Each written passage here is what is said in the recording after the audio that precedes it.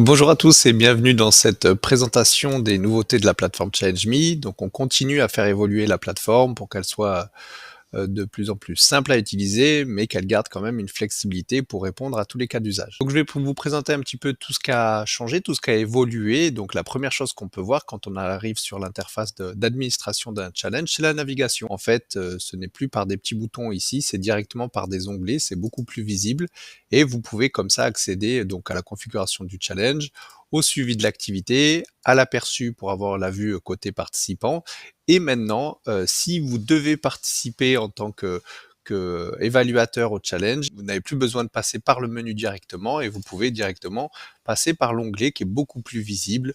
Et ici, participation, on avait souvent des questions sur la façon dont un enseignant pouvait évaluer.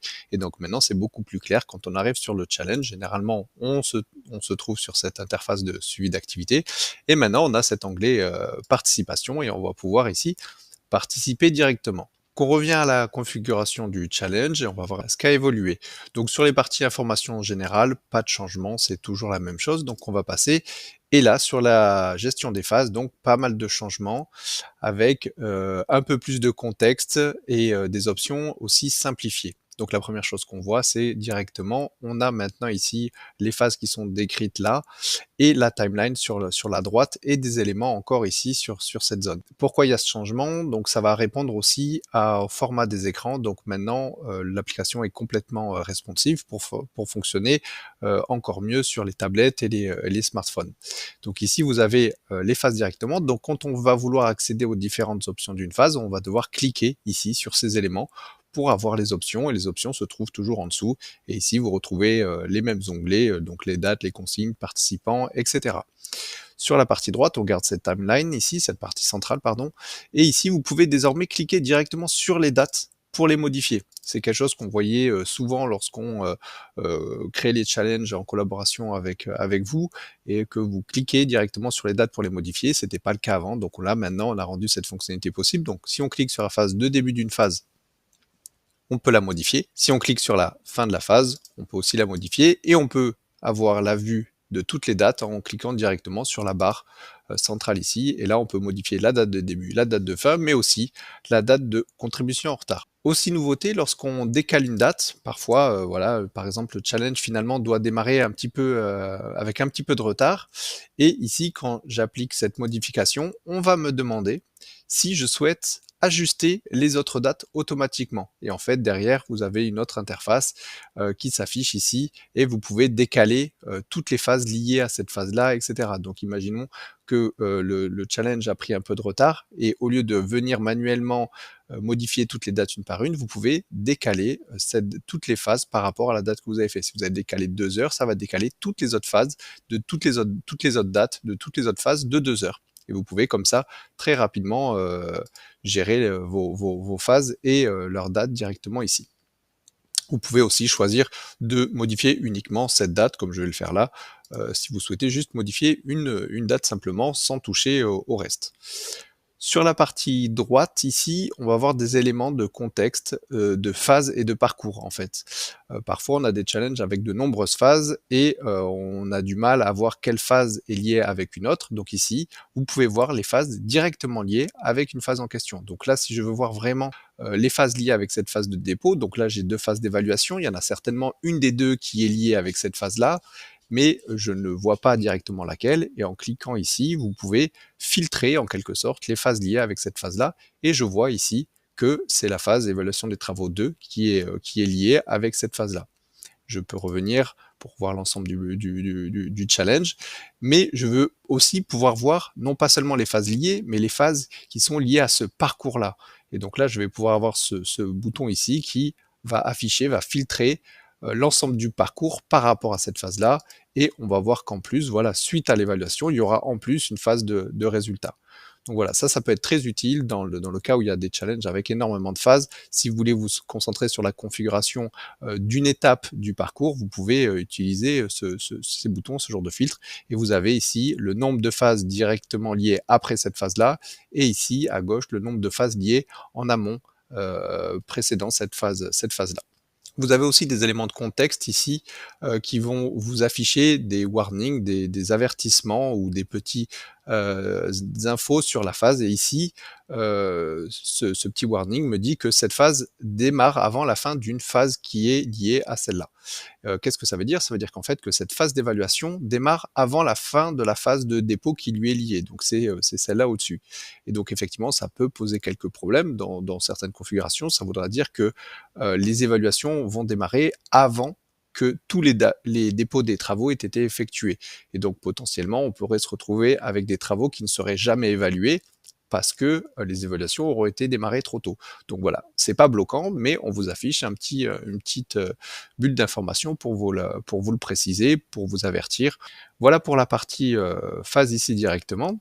On va passer rapidement sur les nouveautés sur chacune des phases. Donc vous voyez, la première chose ici, c'est que on voit directement sur les phases de travail, les phases qui sont du dépôt externe et du dépôt sur ChangeMe. Donc le dépôt externe, pour rappeler, c'est des phases où on va seulement inscrire les participants qui ont réalisé un travail de façon individuelle ou en groupe, mais qui ne vont pas déposer sur ChallengeMe. Donc ces phases-là seront signifiées par ce petit symbole. Et ici, c'est une phase où les étudiants vont pouvoir déposer sur ChallengeMe. Et d'ailleurs, quand on clique sur cette phase, on voit que la première option de la phase ici, c'est est-ce que le dépôt doit être réalisé sur ChangeMe ou pas, dans le cadre par exemple de présentation en classe. Très régulièrement, on ne demande pas à ce que les étudiants déposent un travail, mais simplement réalisent, présentent ce travail. Et dans ce cas-là, on va créer cette phase de réalisation de travail sans demander de dépôt de travaux. Et ça va surtout servir à signifier les dates des présentations, ainsi qu'inscrire les participants, groupes ou étudiants qui vont participer à ces phases-là. Sur la deuxième phase de dépôt de travaux, ici, c'est bien un dépôt qui doit être fait sur ChangeMe, donc j'active cette option, et ici, je vais en plus pouvoir paramétrer éventuellement des consignes, etc.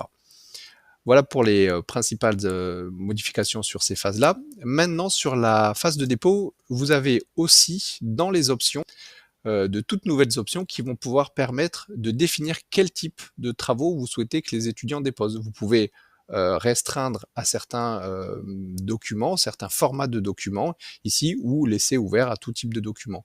Donc voilà, vous avez par exemple, si vous souhaitez uniquement restreindre au format PDF par exemple, vous allez pouvoir le faire en définissant ici je veux restreindre le nombre de fichiers autorisés, je veux seulement un format recommandé et je veux uniquement les PDF. Comme ça, vous êtes sûr que les étudiants ne peuvent que déposer des documents au format PDF. Voilà, ça c'est vraiment dans le cas où vous avez une restriction sur le format, où vous souhaitez que les étudiants, les participants déposent dans un format bien spécifique.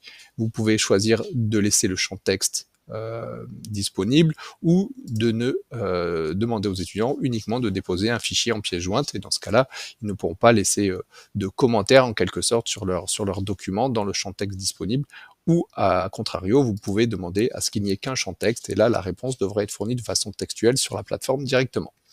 Voilà pour ces nouvelles options. On va regarder aussi sur la phase d'évaluation les petits changements qu'il y a eu.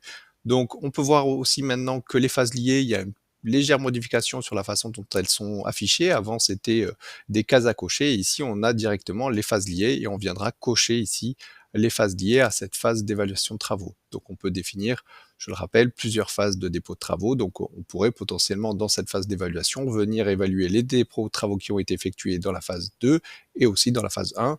Là en l'occurrence, cette phase-là n'est liée qu'à la phase de dépôt de travaux numéro 1 ici. Donc on viendra évaluer donc dans ce cas bien précis, non pas des travaux qui ont été déposés, mais éventuellement des groupes ou des personnes qui viennent présenter un travail. On va aussi retrouver des nouveautés sur les critères d'évaluation directement. Et ici, vous pouvez voir directement les critères que vous avez sélectionnés avec l'aperçu et la façon dont ils seront affichés aux participants. Donc ici, vous pouvez ajouter tous les critères que vous souhaitez. Donc là, ici, dans mon exemple, j'ai des critères avec le système d'étoiles, j'ai avec le système de nombres, de listes déroulantes et de boutons radio. Comme ça, vous avez un panel ainsi que la case à cocher. Vous avez un panel de tous les critères disponibles et vous pouvez comme ça ajouter autant de critères que vous le voulez. Vous pouvez tout à fait modifier le critère en changeant son nom, en proposant de donner un feedback ou non à ce critère. Si vous l'activez et que je sauvegarde, je vois directement le champ de commentaires qui vient s'afficher. Donc c'est vraiment le rendu qu'aura le participant lors de cette phase d'évaluation. Donc ça sera peut-être plus clair pour les utilisateurs et on voit directement comment on va rendre le critère qu'on a sélectionné. Je passerai après sur les participants, il y a pas mal de nouveautés sur la façon dont vous pouvez les inscrire. On a essayé, de simplifier cela au maximum, nous verrons ça juste après et il y a aussi quelques nouveautés sur l'attribution des évaluateurs. On nous demandait souvent comment est effectuée l'attribution des travaux à évaluer et donc maintenant c'est plus clair sur cette interface.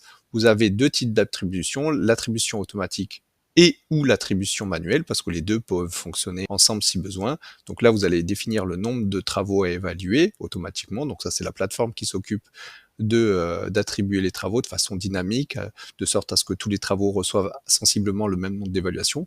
Et en dessous, vous pouvez attribuer directement des travaux à certains participants. Donc là, on a la liste de nos participants à la phase d'évaluation et je vais pouvoir sélectionner les travaux que je veux spécifiquement que ce participant évalue. Donc les deux peuvent fonctionner ensemble, mais vous pouvez laisser par défaut l'attribution automatique, ça fonctionne très bien, vous définissez simplement le nombre de travaux à évaluer ici directement. On va revenir sur les participants ici, et je vais vous montrer comment vous allez pouvoir inscrire les participants. C'est un petit peu plus clair maintenant, vous pouvez cliquer directement sur inscrire individuellement, et ici vous êtes directement dans votre cours, dans la liste des membres du cours. Donc en fait là, vous n'avez plus besoin d'aller chercher ou de chercher tous les utilisateurs, ils s'affichent directement. Là, j'ai cliqué sur inscrire individuellement, donc j'aurai une liste individuelle des participants.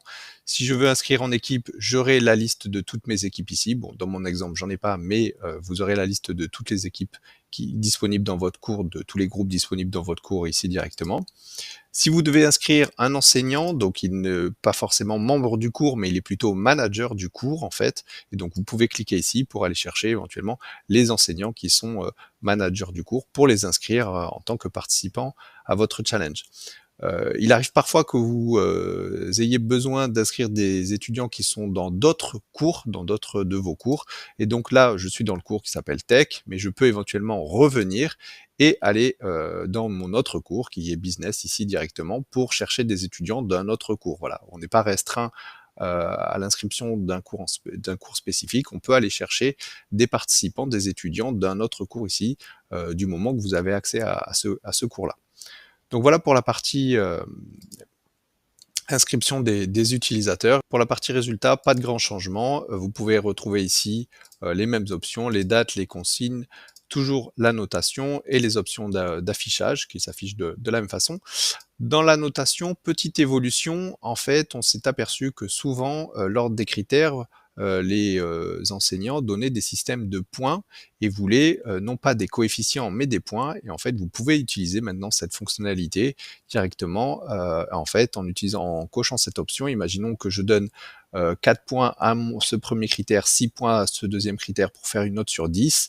Et ben, je viendrai directement ici définir les notes comme les coefficients comme notes en fait directement.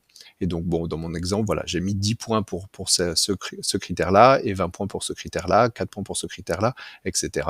Et comme ça me fera un calcul de points au final, et non pas une pondération. Voilà. Donc ça, c'est quelque chose qui était aussi assez régulièrement utilisé. Donc on l'a mis en place directement en un clic. Vous avez les coefficients qui se transforment plutôt en nombre de points.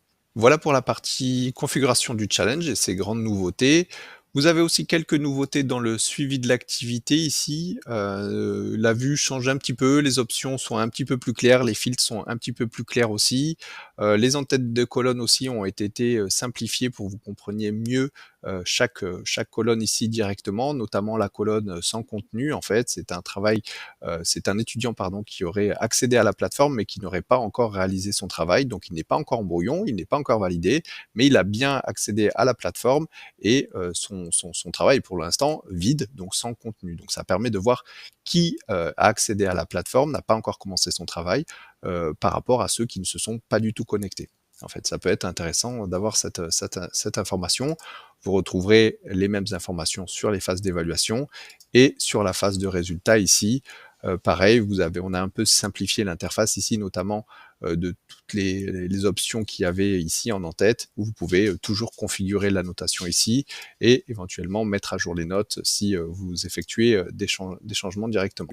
L'aperçu utilisateur aussi change un petit peu, enfin les interfaces étudiants changent un petit peu ici. Je suis en tant qu'étudiant et la progression des tâches évolue, pour, simplifier et rendre les choses encore plus claires. Donc maintenant, on a bien 2 sections, en cours et terminées, donc on aura toujours en haut les actions que nous devons réaliser. Avant, ce n'était pas le cas, ça restait dans l'ordre chronologique. Maintenant, on a bien en haut les actions qu'on doit réaliser, qui sont en cours, le nombre de jours restants et ma progression sur la tâche. Donc là, on voit que j'ai bien terminé cette tâche, c'est bien à 100%.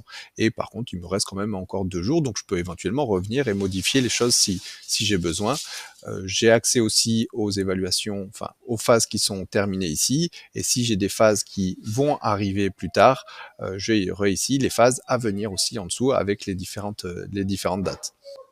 Voilà pour cet aperçu assez rapide des nouveautés. D'autres vidéos plus claires viendront ensuite pour détailler vraiment chaque fonctionnalité. Ça sera des vidéos un petit peu plus courtes, mais vraiment ciblées sur chacune de ces nouvelles fonctionnalités. N'hésitez pas si vous avez des questions, toute l'équipe reste disponible. Bonne journée, au revoir.